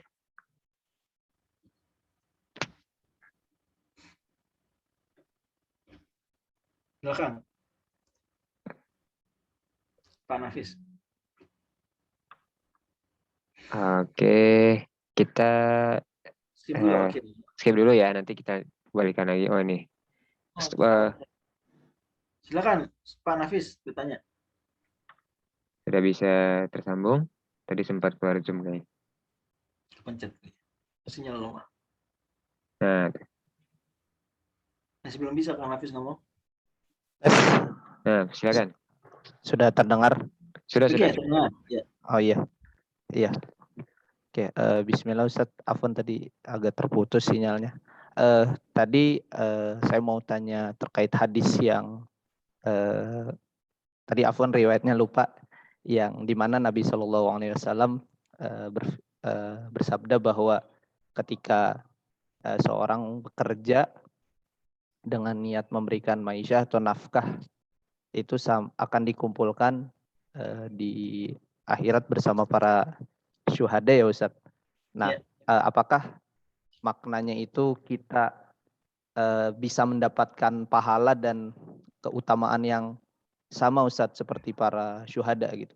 Karena memang tentu dalam bekerja itu kita tentu mengorbankan banyak waktu gitu ya, banyak tenaga. Mungkin kalau dari saya pribadi gitu ya, pengalaman ketika sebelum bekerja gitu ya, masih kuliah, itu masih banyak banget waktu untuk menuntut ilmu, untuk beraktivitas. Tapi setelah bekerja itu mayoritas waktu digunakan untuk bekerja gitu Ustaz. Jadi apakah bisa sama pahalanya dan keberkahannya gitu Ustaz? Oke. Jazakallah khairan. Tentu pada akhirnya kita kalau memahami ayat dan hadits yang sejenis seperti ini ya, ada amalan disejajarkan dengan jihad atau apa, itu tidak selalu sama dengan semua aspek. Ya, sama dari situ sisi, yaitu sisi berjuang fisabilillahnya. Sehingga dikumpulkan bersama. Tapi adapun plek sama total enggak? Ya enggak. Ya, pada akhirnya yang berjuang benar-benar dengan mengorbankan jiwa raganya, ya itu tidak akan sama dengan orang yang bekerja. Tapi di sebagian aspek dia sama. Maka dikumpulkan bersama nanti. Itu sudah istimewa. Ya, bisa dikumpulkan bersama tuh istimewa. Karena kita kan ingin dikumpulkan bersama orang-orang soleh, orang bertakwa. Allah misal. Mudah-mudahan jelas. Dan ini berlaku untuk banyak hadis. Seperti misalnya orang meninggal COVID, syahid. Ya tentu syahidnya COVID tidak sama dengan syahidnya di medan jihad, gitu ya. Syahidnya COVID tidak sama dengan syahid, atau dalam beberapa kasus tidak sama dengan syahidnya ibu yang melahirkan. Ibu melahirkan, meninggal. Saat melahirkan, meninggal syahid juga. Syahid berderajat. Tapi ada titik kesamaannya sehingga Nabi SAW sebutkan asyuhada'u. Ada khamsah. Ya. Para syahid ada 5. Wallahu a'lam. Oke ya. Dan ini demikian kaidah memahami hadis-hadis dan ayat seperti itu. Gimana Nafis? Pak Nafis cukup jawab? Ya, cukup jelas. Syukran wa barakallahu fikum, Ustaz Fajri. Oke. Selanjutnya ke Pak Amin Abdullah, silakan. Silakan Pak Amin Abdullah. Baik, bismillahirrahmanirrahim. Assalamualaikum warahmatullahi wabarakatuh. Waalaikumsalam. Ustaz, barakallahu fiik, jazakallahu khair untuk sharing ilmunya hari ini. Mudah-mudahan Allah memberikan manfaat dengan ilmu yang Antum sampaikan. Masya Allah, alhamdulillah. Mungkin ada 2 poin yang ingin Ana sampaikan. Satu konfirmasi, yang keduanya lebih menanyakan dia. Terkait yang pertama konfirmasi, ketika Imam Ghazali sendiri dari beberapa literasi yang Ana baca, Ustaz, beliau kan akhirnya ke tasawuf gitu kan ya. Yang seperti tadi Antum sampaikan, tasawufnya lebih mungkin ke modern, Ustaz ya, moderat ya. Ya. Apakah moderatnya tasawufnya Imam Ghazali ini sebagai bentuk ya pengaruh dari ketika beliau melawan gulatus sufi gitu ya, sampai akhirnya ada pengaruh dalam dirinya gitu ya, akhirnya menjadi tasawuf yang lebih moderat gitu ya, atau karena memang sifat zuhudnya itu gitu, yang tadi ketika di Naisaburi itu yang karena takut niatnya berubah, butuh tajrid dunia, akhirnya kembali ke situ gitu. Jadi itu satu yang ingin Anda konfirmasi, tasawuf moderatnya itu karena pengaruh apa gitu ya. Yang pertama, konfirmasi Ustaz. Yang kedua, terkait dengan yang disampaikan Imam Ghazali dalam poin yang tadi Antum sampaikan di PDF ya, untuk menjadi sosok yang ideal dalam menyeimbangkan dunia dan di akhirat, seorang wajib belajar gitu ya. Menurut Ana, tapi sekali lagi ini diskusi, Ana kurang tahu, mungkin dalam kapasitas ilmu belum ini, Ana belum mumpuni di situ. Terkait dengan kata-kata menyeimbangkan di sini yang membuat mungkin Ana pribadi mungkin berdasarkan pada hadis gitu kan, yang fima maknahu, bahwa barang siapa yang tujuannya akhirat maka Allah berikan dunia dan ke akhiratnya gitu kan ya. Barang siapa yang tujuannya dunia maka hanya dapat ya dunianya saja gitu kan. Seolah-olah mengarahkan kepada ya lebih banyak akhirat dong. Terus dalam ayat Al-Qur'an, lupa ayatnya, walatan sanasi bakaminad dunya. 28 ayat 7. Ya, barakallahu fiik, Ustaz. Nah, seolah-olah ini kan memberikan gambaran kepada kita bahwa fokus kamu ke akhirat, dunia itu jangan lupakan sedikit aja. Artinya, insya Allah sih, Ana meyakini ini bagian dari positif husnudzon, bahwa maksudnya menyeimbangkan di sini tentunya seperti poin ketiga kan, orang yang sibuk dengan penghidupan dunia sebagai persiapan menuju akhirat, gitu ya. Tapi kata-kata menyeimbangkan di sini seolah-olah kalau ketika kita sampaikan terus akan menjadi afirmasi di otak kita. Seolah-olah ya nggak apa-apa, orang kan akan selalu berdalil dengan ini bahwa kita senang-senang oke, gitu kan ya, tapi kita tetap tidak melupakan akhirat ya. Yang menurut Ana pribadi, gitu ya, dengan tadi yang dari hadis dan Al-Quran tadi, kalau kita berbicara niat sudah pastilah kita hidup ini di dunia niatnya untuk persiapan menuju akhirat, oke, sebagai bentuk hujah ya. Tapi kita kan juga butuh nilai konkret yang tampak dengan mata kita bahwa akhiratnya kita harus lebih banyak dengan apa? Sesuatu yang lebih tampak. Misalnya gini, ketika kita punya kehidupan, Allah memberikan rezeki kita yang banyak, gitu kan ya. Bukan berarti kita tidak boleh senang-senang, mau jalan-jalan, mau makan-makan, bolehlah, asal tidak tabdzir gitu ya. Tapi alangkah lebih baiknya mungkin porsinya dibanyakin juga untuk sedekahnya, tampakkan untuk pendidikan atau pembangunan masjid atau apapun. Yang ingin Anda sampaikan di sini mungkin lebih beratnya ke menyeimbangkan itu, Ustaz. Apakah tidak lebih baik menggunakan misalnya, mohon maaf Ustaz, kata-kata lebih banyak gitu ya. Sekali lagi ini kan pastinya dengan PDF ini artinya dengan di bukunya Imam Ghazali, tapi yang lebih ini mohon Ya. penjelasan antum. Barakallahu fiik, jazakallahu khair. Nah, untuk yang pertanyaan pertama, jadi apakah faktor Imam Ghazali itu tasawuf moderat? Apakah karena beliau berhadapan langsung dengan gulatus sufia, sufi ekstrim, atau karena beliau memang tadi ya benar-benar waro istilahnya, yaitu dia udah coba siapa di antara kita yang kayak Imam Ghazali lagi di puncak popularitas terus merasa niat udah keganggu, stop gitu. Ibaratnya Imam Ghazali tadi punya subscriber YouTube terbanyak sedunia, ya, kemudian beliau tutup akun gitu. Beliau tutup akun gitu. Udah nggak YouTuber lagi, contoh gitu, nggak konten lagi. Kurang lebih gambar gitu. Ya, kalau menurut saya dua faktor itu bahkan dan faktor-faktor lain. Dua faktor itu saling dua-duanya benar. Mungkin satu faktor yang penting banget difahami adalah bersyariat dulu sebelum berhakikat. Bersyariat dulu. Kata terkenal ungkapan malam mantafaqoha. Ya, walam yatasawuf tazandak. Orang fikih doang nggak bertasawuf jadi orang zindik. Kalau cuma tasawuf aja nggak fikih, yang nggak benar juga. Nah, kalau fikih dan tasawuf, jadi harus syariah sebelum hakikat. Hari ini kadang ada orang yang dia menyebut dirinya sufi tapi melanggar syariat. Oh, ini halal buat saya. Mana halal? Gimana? Suatu haram halal buat Anda? Gimana? Itu nganggap sholat nggak wajib lagi dan sebagainya. Itu kan bahaya ya. Dari situ maka ulama menekankan syariat itu harus kuat kalau mau berhakikat, kalau mau bermakrifat. Ini harus imbang pada akhirnya, dan Islam ya dimensinya luas, saling berpadu satu sama lain. Nah, ngomong berpadu, pertanyaan kedua tentang kata seimbang. Ya betul sih. Saya sebenarnya sudah memikirkan kata seimbang itu sejak SMP mungkin ya. Saya SMP gitu ya. Saya sempat seperti Bapak Amin ya, keras setuju kata seimbang karena banyak ayat tadi, dan itu menjadi beberapa topik yang sering saya sampaikan juga ke teman-teman di sekolah.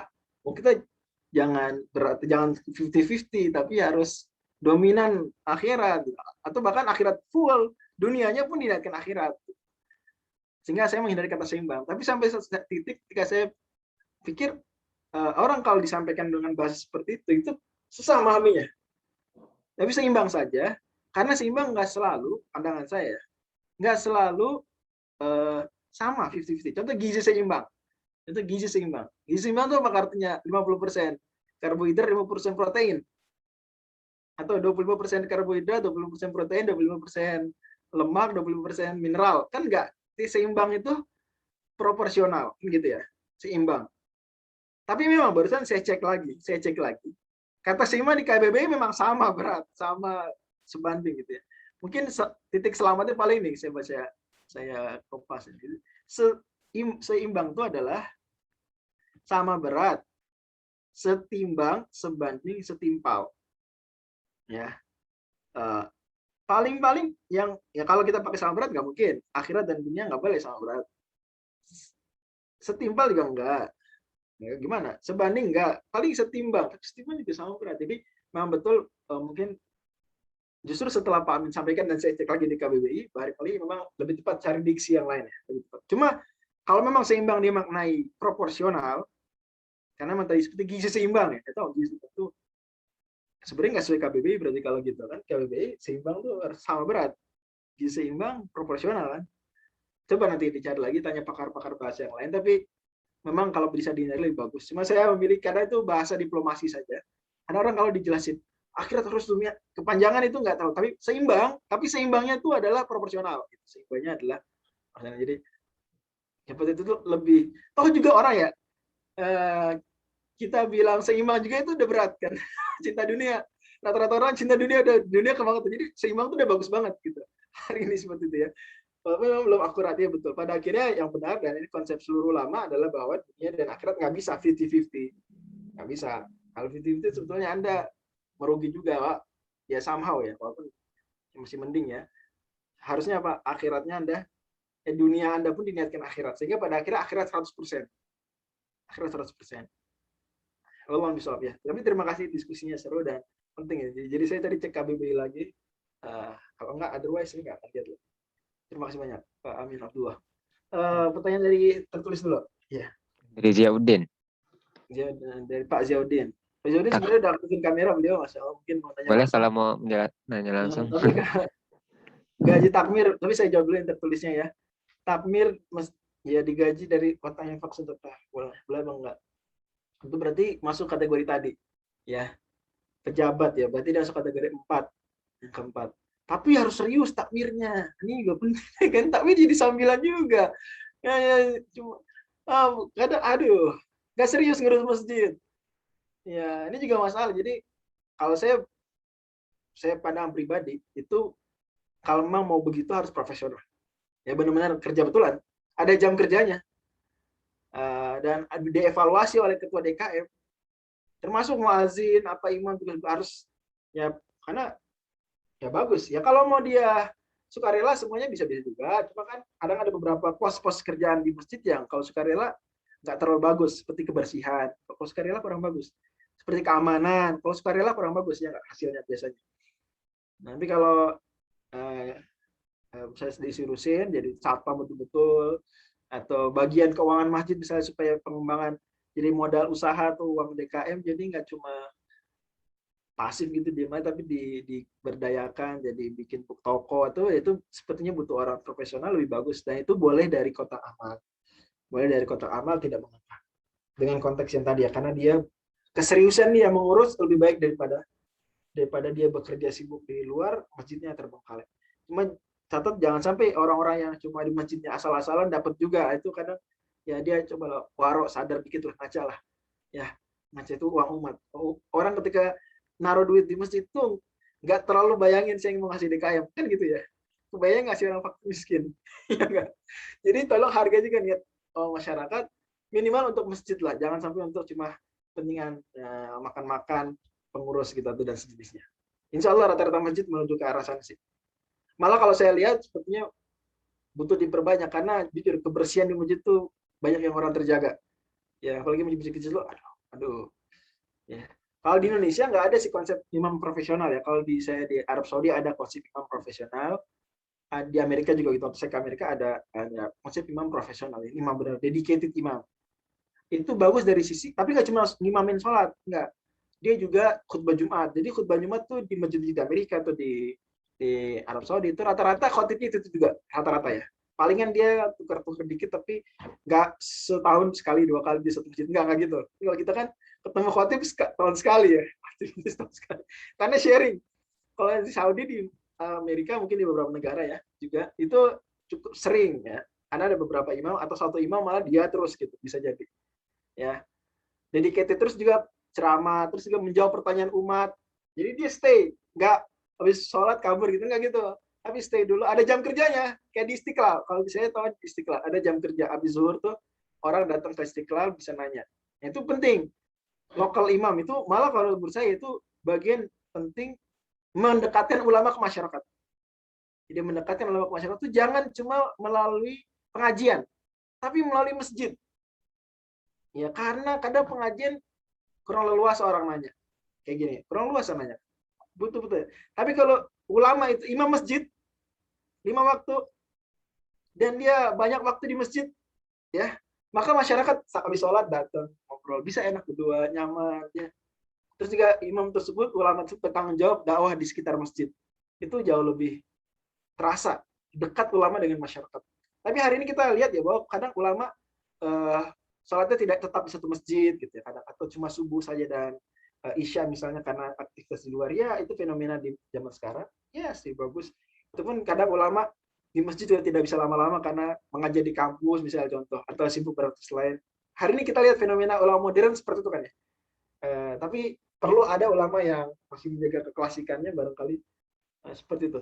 Ya, Allah misal. Saya sendiri berusaha seperti itu walaupun tidak profesional dibayar di masjid. Kalau teman-teman, kalau lagi saya di Indonesia di Masjid Al-Furqan dan di Masjid Al-Ikhlas ya, saya di dua itu.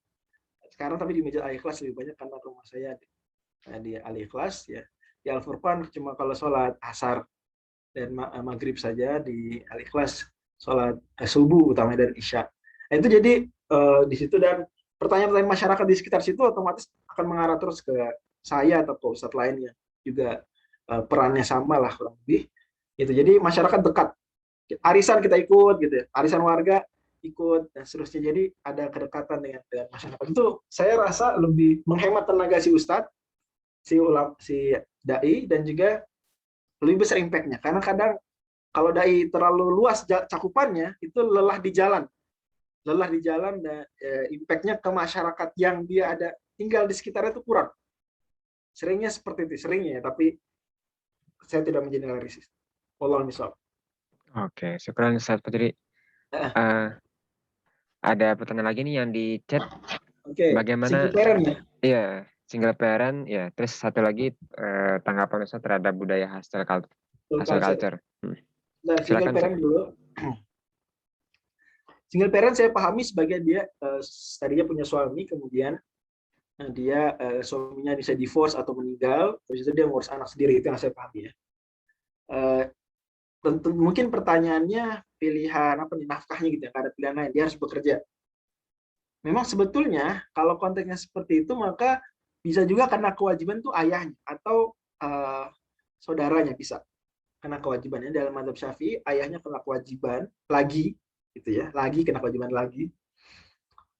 Dalam mazhab yang lain di dalam mazhab Syafi'i kakak atau adiknya kena kewajiban juga untuk. Jadi bisa sebetulnya dia nggak kerja, bisa dengan menekankan kewajiban menafkahi lagi ke ayahnya atau ke kakak adiknya, gitu ya.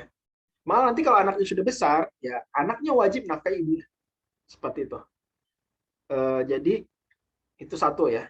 Walaupun kalau nggak bisa Ustaz, keluarga yang miskin atau ayahnya udah nggak ada, saudara nggak ada, dia sendiri benar-benar sebatang kara. Ya kalau gitu baru. Itu pun suami ketika cerai, misalnya suami kasus cerai ya, kalau ini mungkin meninggal sulit. Tapi kalau cerai, itu suami tetap wajib menafkahi anak kandungnya. Dia nggak wajib menafkahi istrinya, mantan istrinya nggak wajib. Tapi wajib menafkahi siapa? Anak-anak. Kan nggak ada istilah mantan anak, ada nggak istilah mantan anak? Udah cerai, itu masih anak nggak? Nggak, bukan, itu masih anak lah. Masih nggak putus. Putus sama si istri. Mantan istri, tapi nggak ada mantan anak. Makanya kasus warisan nanti ketika mantan suami meninggal, itu anak dapat warisan tuh bisa. Karena anak kandung. Ibunya enggak, karena mantan istri. Gitu ya. Nah, dalam kasus seperti itu, kalau benar-benar orang-orang yang bercerai itu, misalnya menjalin, dan biasanya putusan hakim ada keterangan tersebut. Kamu wajib menafkahi anak sampai usia bisa 19 tahun, 21 tahun, atau sampai kerja gitu. Ada putusan-putusan hakim bisa ada keterangan tersebut. Memang seperti itu aturannya di Indonesia juga. Maka ibu lebih ringan, single parent ini lebih ringan apa? Karena anaknya ada yang nanggung. Itu mantan suaminya. Ya cuma kalau bertakwa pada Allah, kalau nggak bertakwa pada Allah dan tidak taat pada aturan ya kadang disia-sia. Karena itulah baru darurat. Maka ya dalam hal ini jelas perempuan ya wajib bekerja, dan resikonya anak berarti agak dalam tanda kutip ya tidak terlalu besar fokus si ibu pada anak, itu resiko. Makanya kalau bisa jangan terjadi resiko tersebut.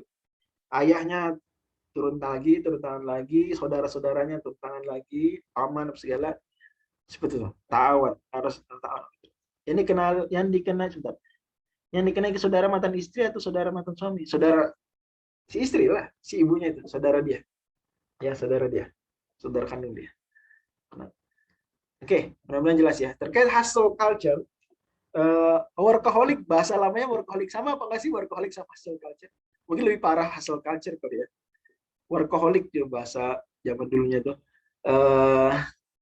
Fenomenanya ya pada tentu kalau kita melihat kata-kata yang Ghazali tadi, ketika dia melalaikan ibadah jelas negatif lah pasti. Mau niatnya apapun, kalau melalaikan ibadah enggak. Niat saya kerja lillahi ta'ala, tapi sholat 5 waktu ditinggal. Apa lillahi ta'ala sholat 5 waktu ditinggal? Kita tuh kerja biar bisa nyantai punya waktu sholat, bahasanya gitu. Kita kerja biar bisa nyantai punya waktu liburan, bisa itikaf.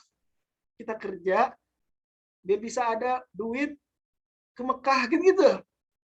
Jadi kita tuh sebenarnya pada akhirnya manusia ya yang hidupnya untuk ibadah. Tapi karena ibadah ada butuh modal, ya. Butuh modal. Ya, sholat pun butuh modal, butuh makan sholat. Gitu ya. Bisa hidup, bisa sholat berhari-hari, bertahun-tahun, itu kan butuh hidup berarti. Itu makan. Sebenarnya gitu. Jadi kita tuh kerja seperti nungguin waktu sholat. Kan wama kalau tuljina ilal ya budun. Dan sholat itu bagaimanapun ibadah yang salah satu yang inti lah. Dia kerja, saya kerja ibadah tapi tinggalin sholat, itu omong kosong sebetulnya. Ya, atau salah konsep lah minimal. Jadi kalau memang hustle culture-nya dia sampai melalaikan ibadah, jelas itu nggak boleh. Ya.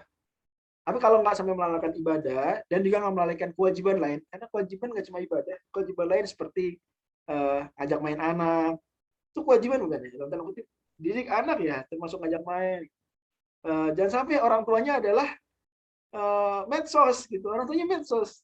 Gitu. Jadi orang tuanya ayahnya Justin Bieber, ibunya siapa artis perempuan? Gitu.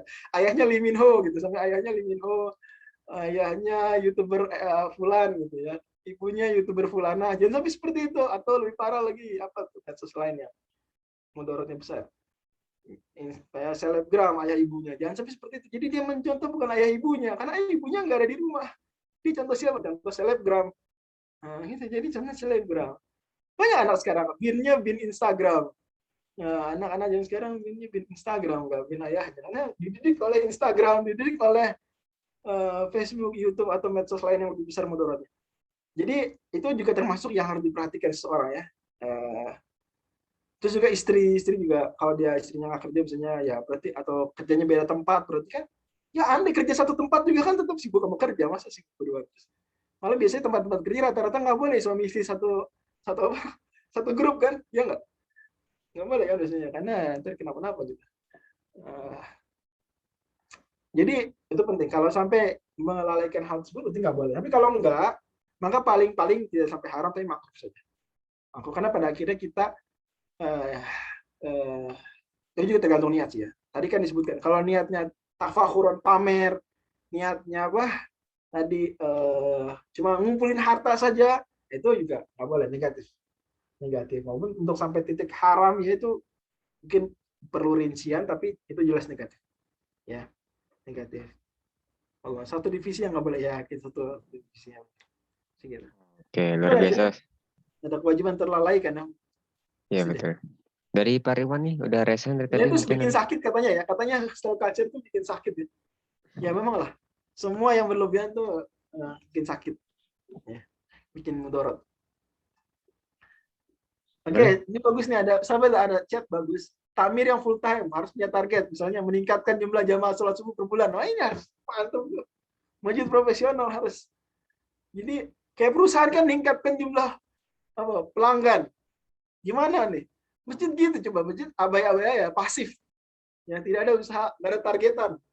Bagus, dipecat tuh apa imamnya atau tamirnya kalau nggak berhasil meningkatkan jumlah, pecat. LPJ-nya ada, laporan pertanggungjawaban takmir masjid, melihat jumlah, kuantitas dan kualitas jamaah meningkat nggak, kalau turun pecat. Bagus juga tuh gitu. Oke. Terus ada angket ya, ada angket kepuasan jamaah. Waduh, itu coba kalau masjid minimal masjid besar lah ya begitu ya, masjid penting kita ya, insya Allah akan ada kemajuan dakwah di Indonesia. Silakan Mas Ridwan. Iya, saya tadi mau mengkonfirmasi, kan tadi disampaikan kalau bekerja itu masih diutamakan meskipun dia mendapatkan, nah ketika dia yang mau saya rinci itu di bagian mendapatkan. Kalau di sini itu karena dikasih kan tadi, karena rincian lah ya, in a way ketika dikasih ya kan ada sisi kayak ya siapa yang kuat siapa yang lemah gitu kan, dan tertib gitu ya ketika orang dikasih. Tapi kalau misalnya kayak dia nggak bekerja tapi hasil kerja keras dia di masa lalu atau di masa muda itu memang sudah cukup untuk mencukupi dia di masa depan ya. Jadi dia kan nggak perlu kerja lagi gitu. Misalnya dia udah bikin ada investment atau dia udah nabung cukup banyak sehingga dia udah bisa pensiun dini, dia nggak perlu kerja lagi ya, terus akhirnya terjadilah yang terjadi ya, kan bilang sholat bisa kapan aja, umroh suka-suka, haji kapan itu ideal, itu tahun. bagus itu ya, Nah itu itu mestinya begitu ya. on that point, apakah maksudnya masih tercela bukan yang orang ini, tidak bukan bekerja? Kalau itu dianggap sudah bekerja sebagai cuma bekerja pasif ya. Ini dimaksud adalah tadi dikasih tetangga, dikasih apa, whatever. Konteksnya dikasih, bukan. Jadi kalau izin apa berutang jasa, jadi tetap bekerja di after. Oke, jadi kalau misalnya tadi memang sudah tidak butuh bekerja, mungkin karena tadi uangnya sudah cukup banyak, asetnya udah banyak, passive income-nya udah gede, ya nggak masalah kan, nggak harus bekerja karena dia sudah punya penghidupan, dia tinggal mempersiapkan kematian gitu ya ibaratnya. Termasuk juga dalam hal ini catatannya adalah apa, so-called toxic parent gitu ya, so-called toxic parent. Nah, apa yang disebut? Jadi konon ya ada beberapa anak itu menganggap orang tuanya beracun hanya karena orang tuanya, dia wajib nafkahin orang tua. Ya di satu sisi itu anak wajib nafkahin orang tua. Tapi di sisi lain juga orang tua coba mikir dengan pemikiran yang disebutkan Imam Ghazali, meskipun dia dapat sebenarnya dari anak, tapi lebih bagus kalau dia bekerja, kalau masih bisa mampu bekerja. Jadi agar tidak dianggap beracun ya, walaupun saya sudah kritisi waktu dia, udah Faruk masih ingat ya soal orang tua beracun itu istilah yang sangat suul adab, suul adab, sangat durhaka sebetulnya bilang orang tuanya beracun. Cuma ya itulah. Jadi orang tua juga sama berpikir begitu, meskipun dia dapat dari anaknya, tapi kalau dia bisa sendiri mandiri lebih bagus. Jadi tidak memberatkan orang. Ustaz, Afwan, to your point barusan, Ustaz. Itu kalau misalnya terkait dengan ungkapan apa namanya, anta wa maluka li abika, itu masuk nggak? Ustaz? Kan maksudnya anak itu kan investasi kita, kan, Ustaz. Kayak kita Masuk. udah ngeluarin biaya dan kawan-kawan di sekolah yang gede supaya dia jadi direktur masa depan, ya return-nya Ini hati-hati masuk ke orang kita. tua jangan. Sebentar, masih Bang. Orang tua nggak boleh berniat investasi dengan anak ya. Anak ya orang tua tuh mendidik anak bukan untuk kebaikan dirinya, bukan untuk keuntungan dirinya masa depan. Nah, saya investasi nih. Dia nggak bikin perusahaan, tapi bikin yang bikin perusahaan. Dia nggak bikin perusahaan, tapi Iya, bikin yang bikin benar, Ustaz. perusahaan. Nah, itu niat buruk sebenarnya, niat gak bagus. Karena Iya. mendidiknya berarti pamrih. Mendidik anaknya berarti tarbiyatul auladnya tidak lillahi ta'ala, ya nggak? Iya. Itu masalah lagi. Jadi walaupun betul anta maulukul abika, tapi tidak difahami dengan konteks. Dan juga anta maulukul abika ada rincian ya para ulama bilang. Kalau butuh, kalau nggak butuh nggak boleh ngambil duit anak. Kalau butuh nggak boleh ngambil duit anak. Ya, kalau butuh baru boleh minta sama anak boleh. Apa ayah minta sama anak boleh. Jangan diutangin ya, utangnya Pak.